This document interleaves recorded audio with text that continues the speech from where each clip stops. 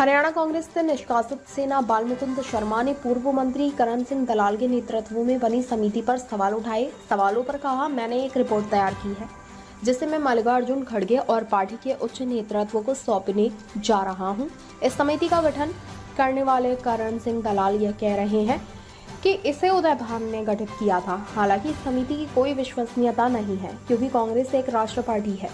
जैसे कि पहले हमारी सब लोगों की वार्तालाप हुई है कि हमारा आज का मेन मुद्दा ये था कि करण सिंह दलाल जी आए मीडिया के रूबरू हुए कि मैं एक कमेटी का चेयरमैन हूँ जो हार के कारणों की जांच कर रही है हरियाणा कांग्रेस की तरफ से। क्योंकि मैं 30 साल तक लगातार कांग्रेस में रहा हूँ और आज अब बर्खास्त हूँ, लेकिन क्योंकि मैं कांग्रेस की चिंता रखता हूँ इसलिए मैंने पूरे फैक्ट्स तैयार किए और मैं इससे पहले भी एक प्रेस कॉन्फ्रेंस कर चुका हूँ और उसके बाद पूरे हरियाणा में घूमने के बाद मैंने भी एक रिपोर्ट तैयार की जो मैं आदरणीय खड़गे जी को और पार्टी हाईकमान को सौंपने जा रहा हूँ। ये श्रीमान करण सिंह दलाल जी हैं जो कमेटी लेके आए हैं कि वो कमेटी का गठन वो कह रहे उदय भान जी ने किया है। इस तरह की कोई कमेटी की विश्वसनीयता नहीं है क्योंकि कांग्रेस एक राष्ट्रीय पार्टी है और राष्ट्रीय सतह पर श्री भूपेश बघेल जी के नेतृत्व में एक फैक्ट फाइंडिंग कमेटी काम कर रही है।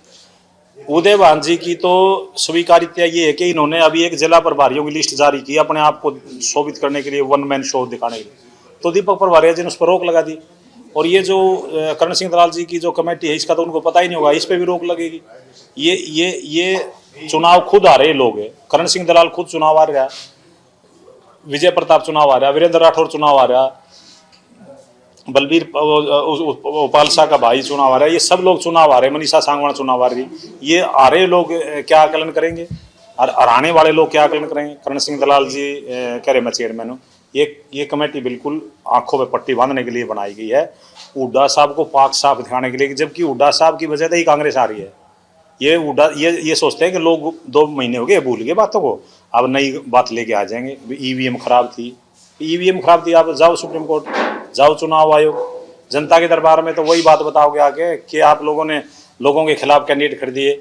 हर सीट पे जहाँ जो सीट हुड्डा साहब नहीं बांट पाए, हुड्डा साहब की हाईकमान में नहीं चली, वहाँ इन्होंने निर्दलीय आदमी खड़े कर दिए। उचाना में, बरवाड़ा में, आपको मैंने लिस्ट जैसे पहले बताई थी, बहादुरगढ़ में, अम्बाड़ा कैंट में, तिगांव में, कालका में, गसोला बारडा में, वहाँ कांग्रेस की लूटिया 8 सीट हरवा दी इन्होंने। ये तो मैं कम से कम आंकड़े दे रहा हूँ जो जिनके 20-25 हज़ार वोट आए हैं, जो इनके आदमी थे, तो 37 वोट ही 8 ये जीत जाते, 45 आ गए थे हम सत्ता में। टेकते जानबूझ के ये श्रुति चौधरी और जो किरण चौधरी उनके साथ पार्टी में रहते हुए बुरा बर्ताव किया।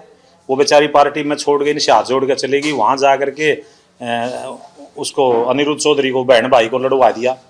वो अनिरुद्ध चौधरी लड़ना चाहता था बारडा से, उसको लड़वा दिया तो शाम से कि ना वहाँ लड़ो, वो सीट हार गई।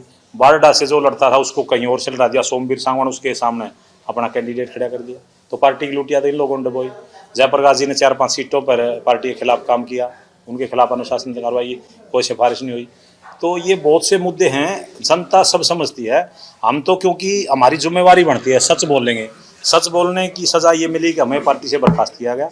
और अब ये और दूसरी धमकियाँ, कानून कार्रवाई की धमकियाँ हैं, जैसे पत्रकार साथी पूछ रहे थे, या जान से मारने की धमकियाँ, तो इनसे हम नहीं डरते। महात्मा गांधी जी की कांग्रेस के हम सदस्य रहे हैं, अनुयायी हैं। जॉर्ज पंचम, जिनका दुनिया के 62 देशों में राज्य था, जॉर्ज पंचम के सामने जब महात्मा गांधी जी गए तो उन्होंने ये कहा कि श्रीमान आपने हमारे देश की जनता के कपड़े उतार लिए। वो बहादुर आदमी, उस पार्टी के हम सदस्य रहे, तो इन धमकियों से हम डरने वाले नहीं हैं। तो हम तो जो सच है सच बोलेंगे। सच ये है भूपेंद्र सिंह हुड्डा जी की वजह से और ये 8-9 लोगों को जो मैंने नाम बताए उनकी वजह से कांग्रेस पार्टी, उनके क्रियाकलापों की वजह से कांग्रेस पार्टी आ रही है और वो सारे लोग इसके जिम्मेवार हैं।